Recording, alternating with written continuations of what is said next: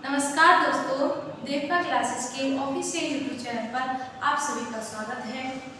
जैसे कि मैं टीजीटी की इतिहास की क्लास पढ़ा रही थी, उसी को आगे जारी रखते हुए क्लास शुरू करते हैं। अब इसमें से जैसे कि मैंने पढ़ाया था प्रागैतिहासिक काल के बारे में, प्रागैतिहासिक काल को आगे बढ़ाते हुए उसमें मैंने जैसे कि खोजों के इतिहास के बारे में बताया। उसमें आगे बढ़ाते हुए हम एक और फैक्ट देखते हैं कि जो प्रागैतिहासिक खोजों का मुख्यालय जो है वो नागपुर में है। अब इसके बाद में हम देखें कि मैंने बताया कि प्रागैतिहासिक काल क्या होता है। प्रागैतिहासिक काल के बारे में मैंने बताया कि इसे जानने के सिर्फ और सिर्फ साक्ष्य क्या है, पुरातात्विक साक्ष्य। और इसका मैंने उदाहरण बताया था, वो बताया पाषाण। अब हम पढ़ने वाले हैं पाषाण काल को। अब पाषाण काल को पढ़ेंगे तो इसे कई भागों में विभाजित किया जाता है। अब विभाजित क्यों किया जाता है? क्योंकि इसका टाइम पीरियड जो था वो था 5 लाख ईसा पूर्व से या बीसी से लेकर के कितने तक, ये था करीब और करीब 6000 ईसा पूर्व तक या बीसी।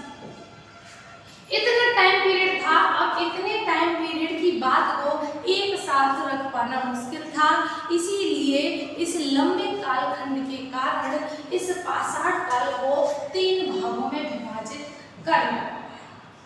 जब इस 3 भागों में विभाजित किया तो वो कौन कौन से थे? एक था आपका पुरा पाषाण काल,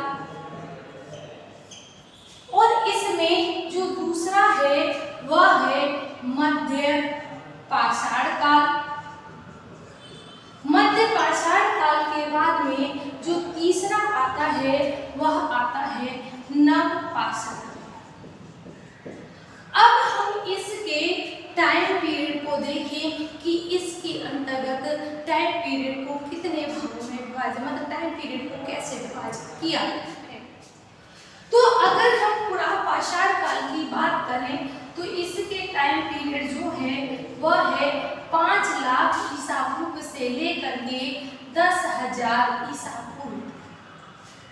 अगर हम मध्य पाषाण काल के टाइम पीरियड को देखें तो इसका टाइम पीरियड जो है वह है 10,000 ईसा पूर्व से लेकर के 10,000 ईसा पूर्व से लेकर के इसका टाइम पीरियड है 8,000 ईसा। और अगर हम नव पाषाण काल के टाइम पीरियड को देखें तो इसका काल भी माना जाता है 10,000 ईसा पूर्व से लेकर के 6,000 ईसा।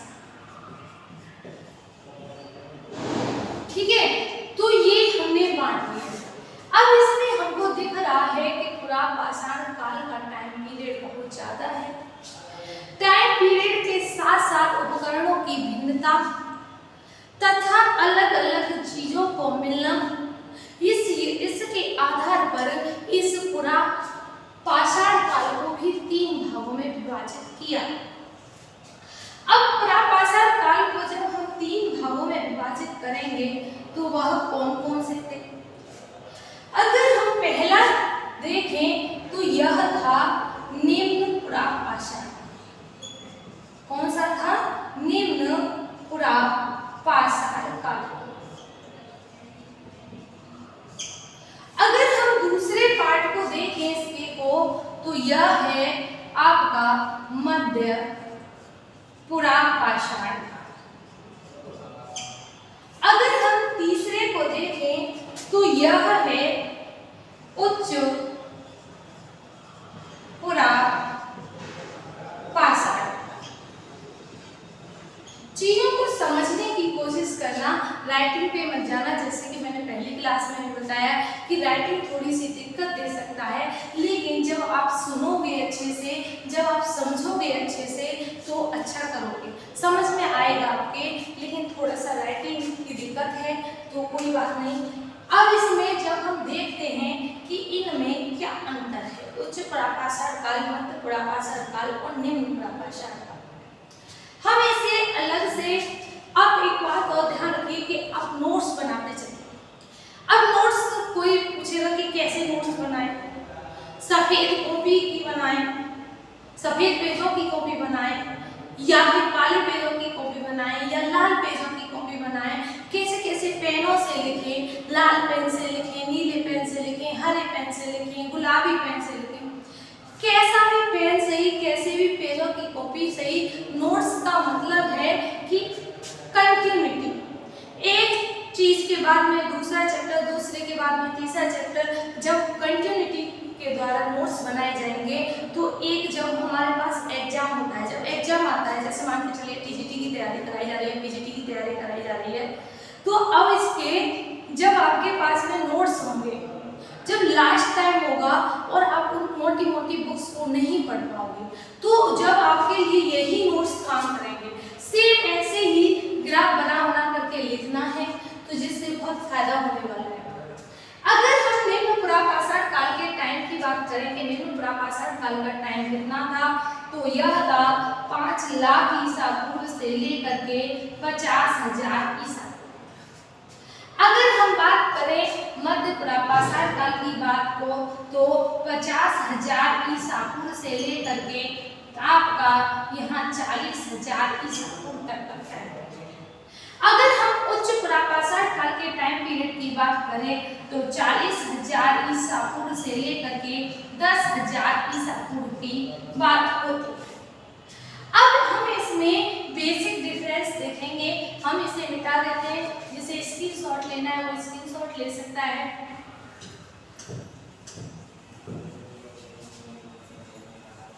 अब हम इसमें बेसिक डिफरेंस देखेंगे कि आखिरकार किन आधारों पर इसे बांटा जाता। तो हम लिख सकते हैं पुरापाषाण काल।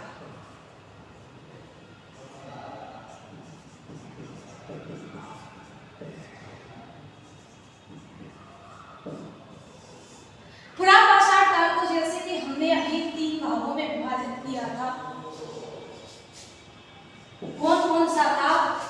पहला था निम्न पुरापाषाण काल,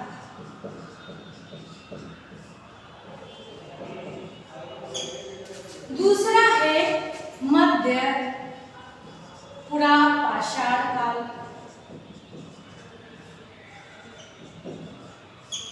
और जो तीसरा है आपका यह है उच्च पुरापाषाण काल। अगर हम निम्न पुरापाषाण, अभी हमने टाइम पीरियड तीनों का देख ही लिया है तो उसे लिखने की जरूरत नहीं है। अब हम देखें कि निम्न पुरापाषाण काल की विशेषता क्या थी, मध्य पुरापाषाण काल की विशेषता क्या थी, उच्च पुरापाषाण काल की विशेषता क्या थी। तो निम्न पुरापाषाण काल को बोला जाता है कोर संस्कृति। अगर हम मध्य पुरापाषाण काल की बात करें तो इसे कहा जाता है फलक संस्कृति। इसे फलक संस्कृति के नाम से जाना जाता है। और उच्च पुरापाषाण काल को किसके नाम से जाना जाता है? बिलेट संस्कृति के नाम से। अब हम यहाँ के उपकरणों की बात करते हैं कि यहाँ के उपकरण क्या थे। ये तो हो गए इनके उपनाम कि भाई क्या क्या कहा जाता है कि निम्न पुरापाषाण काल को कोर संस्कृति कहा जाता है, मध्य पुरापाषाण काल को फलक संस्कृति कहा जाता है, और आपका उच्च पुरापाषाण काल को बिलेट संस्कृति कहा जाता है। अब हम निम्न पुरापाषाण काल की बात करें तो देखो यहाँ से जो उपकरण पाए गए हैं, जिन्हें हम पढ़ चुके हैं किसमें कि रॉबर्ट ब्रुसफोर्ड के द्वारा कौन से उपकरण खोजे गए थे? हैंडेक्स उपकरण खोजे गए। और इधर हमने देखा था डिटेरा और पीटरसन के द्वारा कौन से उपकरण खोजे गए, तो वह थे चापर चापिंग पेबल उपकरण। तो वही उपकरण किसमें आ जाते हैं? निम्न पुरापाषाण काल में आ जाते हैं। हमने देखा हैंडेक्स उपकरण कहाँ से खोजे गए थे? हैंडेक्स उपकरण खोजे गए थे आपके कहाँ से? मद्रास के पल्लव नामक जगह से। और हमने इधर देखा कहाँ पर? जम्मू कश्मीर की चापर चापिंग पेबल उपकरण की खोज कहाँ की गई थी? याद आया? येल कैम्ब्रिज अभियान में। किसने की थी? डेटेरा पीटरसन ने की थी। और कहाँ से की गई थी? जम्मू कश्मीर किससे की गई थी? तो वही बात है। तो यहाँ के उपकरण कौन से थे? यहाँ के दो उपकरण कौन थे? कौन कौन से? एक थे हैंड एक्स उपकरण, हैंड एक्स उपकरण थे, और यहीं के दूसरे उपकरण कौन से थे? तो यह चापर चापिंग पेबल उपकरण थे, चापर चापिंग पेबल उपकरण। अब ये चापर चापिंग पेबल उपकरण क्या है? निम्न पुरापाषाण काल में जो जैसे हम देखते हैं कौन से उपकरण होते हैं जो गंगा नदी के बहाव में आकर के गोल गोल पत्थर हो जाते हैं। हमने देखा होगा कि कहीं हम उसे धार्मिक चीजों में भी लेकर के आते हैं, धार्मिक लगाते हैं, तुलसी में लगाते हैं, उस पत्थर को रखते हैं, ऐसा गोल होता है जो किससे होता है कि किनारों से रगड़ करके वो गोल हो जाता है बहते बहते पानी में। तो इसीलिए जो बिल्कुल गोल होता है पत्थर, उस गोल पत्थर को क्या कहा जाता है? उसे कहा जाता है चापर। उसके बाद में चापिंग किसे कहते हैं? सो में कहा जाता है पेबल, बिल्कुल गोल पत्थर होते हैं। अब मान के चलिए ये बिल्कुल गोल पत्थर यहाँ से छड़ गए, ये टूट गए, तो इन्हें कहा जाता है आपका चापर, और जो बीच वाला हिस्सा होता है इसे कहा जाता है चापिंग। तो यह चापर चापिंग पेबल उपकरण होते हैं। और दूसरे कौन से पाए जाते हैं? हैंड एक्स उपकरण। हैंड में से क्या होता है? हाथ, और एक्स में से कुल्हाड़ी, तो हाथ की कुल्हाड़ी बनी हुई थी पत्थर की, वो पाई गई थी। इसके बाद में हम आगे जब बात करें कि यह उपकरण बने हुए किसके थे, तो यह उपकरण जो थे वह बने हुए थे क्वार्टाजाइट पत्थर के। देखो क्वार्टाजाइट पत्थर के बने हुए थे। हमको पता है कि यहाँ से सारी चीजें किसकी मिलेंगी? पत्थर की मिलेंगी। अब पत्थर कौन कौन से प्रकार के थे ये वाली चीज देखनी है। तो यहाँ से कौन से पत्थर की चीजें मिली थी? वो मिली थी क्वार्टाजाइट पत्थर। क्वार्टाजाइट पत्थर की कहाँ से मिली थी? निम्न पुरापाषाण काल से। निम्न पुरापाषाण काल से ही हम शुरुआत मानते हैं। तो इसीलिए कभी आ सकता है कि जिन लोगों ने मतलब कह सकते हैं मानव को क्या कहा जाता था? क्वार्टाजाइट मैन भी कहा जाता था। ठीक है, अब इसके बाद में क्वार्टाजाइट पत्थर हो गया। अब यहाँ के उपकरण कौन से मिले थे? यहाँ के उपकरण थोड़े छोटे होने लगे। कौन कौन से? एक होने लगे खुरचनी। खुरचनी के साथ साथ दूसरा कौन सा था? वह था बेधनी। बेधनी आप समझते होंगे कुछ इस तरीके का होता है, जैसे हम क्या करते हैं हथौड़ी की सहायता से किसी में मारने की कोशिश करते हैं, या कह सकते हैं किसी को तोड़, आज शायद इसे वसूली कहते हैं। तो वही चीज है, वसूली नहीं कहते होंगे और कुछ कहते होंगे, तो मुझे ढंग से नहीं पता है, कुछ इस तरीके की होती है। तो ये होती है बेधनी। तो ये वाले उपकरण पाए गए थे यहाँ से। ये कौन से पत्थर के पाए गए? तो यह उपकरण पाए गए थे फिलिंट के पाए गए, फिलिंट के साथ साथ चर्ट के पाए गए, चर्ट के साथ साथ स्टफिक के पाए गए। तो यह पत्थर थे। और देखो क्वार्टाजाइट तो यहाँ भी मिले। जिस चीज की खोज पहले हो चुकी है उसका तो यूज बाद में भी किया जाता है, और वह बाद वाली बाद में तो नहीं आती है, तो पहली वाली तो चलती रहती है। तो क्वार्टाजाइट पत्थर तो पाया जाएगा, इसके साथ साथ यह भी पत्थर यहाँ से पाए जाएंगे। अब हम देखें कि उच्च पुरापाषाण काल में कौन से थे उपकरण। तो यहाँ से उपकरण देखो ये भी थे, हैंड एक्स उपकरण भी थे, चापर चापिंग पेबल उपकरण भी थे, साथ ही साथ खुरचनी बेधनी भी थी, और साथ ही साथ क्या हो गया? ब्लेड भी। ब्लेड कुछ इस तरीके का जो दो तरफ से नुकीला होता था, इस तरीके का ब्लेड आने लगा, जैसे आज भी होता है। तो इसी तरीके की धार वाला ये धार होती थी कुछ इस तरीके से। ठीक है, तो इस तरीके का ब्लेड आने लगा। अब इसके बाद में हम देखते हैं यहाँ से पहली बात होने के बाद में अब क्वेश्चन आ सकता है कि ऐसा कौन सा स्थान था यहाँ से चापर चापिंग पेबल उपकरण में पाए गए, और साथ ही साथ हैंड एक्स उपकरण। हमको पता है हैंड एक्स कहाँ से पाए गए थे? दक्षिण भारत से और चापर चापिंग उत्तर भारत से। तो ऐसा कौन सा स्थान था यहाँ से चापर चापिंग पेबुल उपकरण के साथ साथ हैंड एक्स उपकरण भी पाए। तो वह कौन सा स्थान था, यहाँ यह दोनों संस्कृतियों का मेल होता है, यहाँ उत्तर भारत और दक्षिण। क्वेश्चन कैसे भी आ सकता है, यहाँ निम्न पुरापाषाण काल में उत्तर भारत और दक्षिण भारत की संस्कृति का मेल होता है, वह कौन सा स्थान था।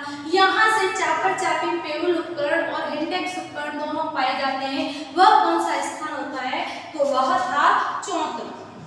कौन सा था, चौतरा वह स्थान था, यहाँ से यह पाए। अब इसके बाद में यहाँ पर पूछा जा सकता है कि निम्न पुरापाषाण काल का जनक किसे कहा जाता है। निम्न पुरापाषाण काल का जनक किसे कहा जाता है, तो यहाँ दो व्यक्ति। अब दो व्यक्ति जनक कैसे हो सकते हैं, आप कहो। अब देखो उत्तर भारत में अलग खोज हुई थी, दक्षिण भारत में। देखो पूरा टॉपिक निम्न पुरापाषाण का इन दोनों पर ही होते हैं। ये उपकरण पाए गए, इनकी खोज किसने की, वह कौन सा स्थान, यहाँ से दोनों पाए गए। अब इसके जनक उत्तर भारत में किसे कहा जाएगा, वह कहा जाएगा टीटेरा और पीटरसन को। अगर दक्षिण भारत की बात करें तो किसे कहा जाएगा, रॉबर्ट ब्रुसफोर्ड को कहा जाएगा। तो इसके जनक हम दोनों यहाँ लिख देते हैं चौतरा। और यहाँ पर देखें तो उत्तर भारत की बात करें कि उत्तर भारत में कौन है, तो वह है आपके डी टेरा और पीटरसन। डी टेरा और पीटरसन। और अगर हम दक्षिण भारत की बात करें कि दक्षिण भारत में इसके जनक कौन थे, तो वह थे रॉबर्ट ब्रुसफोर्ड। रॉबर्ट ब्रुसफोर्ड, ठीक है। तो यह इसके जनक कहे जाते हैं। अगर हम आए मध्य पुरापाषाण काल पर कि मध्य पुरापाषाण काल के जनक किसे कहा जाता है, तो यह थे एच.डी. संकलिया। कौन थे, एच.डी. संकलिया। और अगर हम और बात करें कि इन तीनों कालों की विशेषताएं क्या रही हैं, क्या विशेषताएं रही हैं, तो हम बात करते हैं। तो इसकी बात करें निम्न पुरापाषाण काल। निम्न पुरापाषाण काल की विशेषता की बात करें तो यहाँ का जो मानव था, यहाँ का मानव खानाबदोश था। अब ये खानाबदोश क्या होता है, और दूसरी बात यहाँ का मानव खाद्य संग्राहक था। और तीसरी बात यह थी कि यहाँ का मानव आखिर तक या शिकारी था। अब इन तीनों बातों को देखें, तो खानाबदोश क्या था, खाने की तलाश में एक जगह से दूसरी जगह घूमना। खाद्य संग्राहक क्या था, तो खाने को इकट्ठा करना। और आखिर तक शिकारी, मतलब दूसरा कोई काम नहीं है, बस ये अपनी जीविका को पालने के लिए शिकार करते। अब इसके बाद में जब हम मध्य पुरापाषाण काल में जाएंगे तो मध्य पुरापाषाण काल में क्या होता है कि यहाँ पर इससे कुछ अलग, यहाँ से मानव के साक्ष्य मिलने लग जाते हैं। देखो मानव तो पहले भी था, लेकिन यहाँ से मानव की खोपड़ी के साक्ष्य मिलते हैं। पहली बार मानव की खोपड़ी के साक्ष्य यहाँ से मिलते हैं। अब हम उच्च पुरापाषाण काल की बात करें कि इसकी क्या विशेषता थी, तो इसकी विशेषता की बात करें तो यहाँ दो बातें होती हैं। पहली बात तो ये होती है यहाँ पर कि यहाँ जो आधुनिक मानव आ गए, आधुनिक मानव कह सकते हैं या कह सकते हैं होमो सेपियंस का जन्म हो गया। जब आधुनिक मानव हो जाएगा तो इस द्वारा क्या चित्रकारी और नक्काशी शुरू कर दी। और तीसरी बात इसमें क्या हुई, तो तीसरी बात यहाँ पर जलवायु परिवर्तन हो गया। जब जलवायु परिवर्तन हो गया, जलवायु गर्म होने लगा, हिमयुग की समाप्ति हो गई, तो अन्य जीवों की उत्पत्ति होने लगी। तो यहाँ तक इन तीनों चीजों को देखेंगे। क्या है इसमें, अब इनके कि यहाँ खाना बदोश था, यहाँ पर कुछ चेंजिंग हुई, खाना बदोश यहाँ भी है, खाद्य संग्रह यहाँ भी है, लेकिन यहाँ पर क्या चेंजिंग हुई कि यहाँ से मानव की खोपड़ी के साक्ष्य मिले। मानव की खोपड़ी के साक्ष्य कह सकते हैं, यहाँ से मिले हैं होमोनिड मानव की खोपड़ी के साक्ष्य। अब होमोनिड के बाद में कौन सा मानव आ गया, वो आ गया होमो सेपियंस। होमो सेपियंस के द्वारा क्या किया गया कि सबसे पहले होमो सेपियंस कब आएगा, जो सबसे पहले जलवायु परिवर्तन हुई, हिमयुग की समाप्ति हुई, थोड़ी सी गर्मी आने लगी, जिससे क्या हुआ, जीवों की उत्पत्ति होने लगी। जीवों को ज्यादा शिकार करने के लिए क्या होने लगा, ब्लेड उपकरणों की जरूरत पड़ने लगी। ब्लेड उपकरणों की जरूरत पड़ेगी तो यहाँ पर जब आधुनिक मानव की उत्पत्ति हुई, आधुनिक मानव मतलब होमो सेपियंस की उत्पत्ति हुई, आधुनिक मानव की होगी तो वो कुछ ना कुछ करेगा, उसका दिमाग तेज था, दिमाग तेज था तो उसने क्या कर दिया, चित्रकारी शुरू कर दी, नक्काशी शुरू कर दी। इसके बाद में अब क्वेश्चन आ जाता है कि सबसे पहले चित्रकारी के साक्ष्य कहाँ से मिलते हैं, तो वो मिलते हैं भीमबेटका की गुफा से। अब क्वेश्चन आ जाएगा कि सबसे पहले नक्काशी के कहाँ से मिलते हैं, तो सबसे पहले नक्काशी के साक्ष्य जो मिलते हैं वह है बेलन नदी घाटी, उत्तर प्रदेश। बेलन नदी घाटी उत्तर प्रदेश की एक जगह थी, उसका नाम था लोहदा नाग। और यहाँ से मिला क्या, तो यहाँ से मिली थी अस्थि निर्मित मातृ देवी की मूर्ति, अस्थि निर्मित मातृ देवी की मूर्ति मिल गई यहाँ से। और यहाँ तक तो हो गया। अब हम इनके स्थानों को देखेंगे कि इनके निम्न प्रापाषाण काल में कौन कौन से स्थल हुए, मध्य प्रापाषाण काल में कौन कौन से स्थल आए और उच्च प्रापाषाण काल में कौन से स्थल।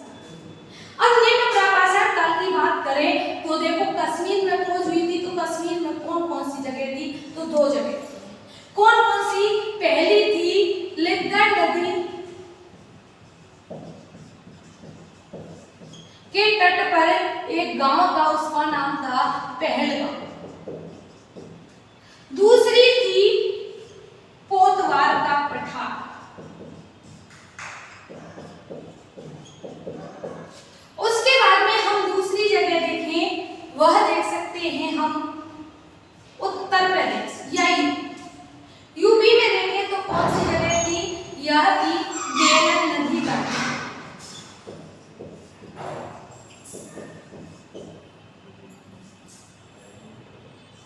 एमपी में थी, सॉरी महाराष्ट्र में नेवासा। अगर हम देखें तो यहाँ का कौन सा था, तो यहाँ का प्लेस जो था, यहाँ का स्थल जो था वो था नेवासा। नेवासा यहाँ का अगर क्वेश्चन आए कि कौन से युग का या मध्य प्रापाषाण काल का प्रारूप स्थल कौन सा है जिसकी पहचान की जाए तो वह था नेवासा। उसके बाद हम उच्च प्रापाषाण काल की बात करें कि यहाँ के कौन कौन से स्थल थे, तो यह था, एक था भीमबेटका की गुफा और दूसरा था बेलन नदी घाटी, उत्तर प्रदेश का लोहदा नाला।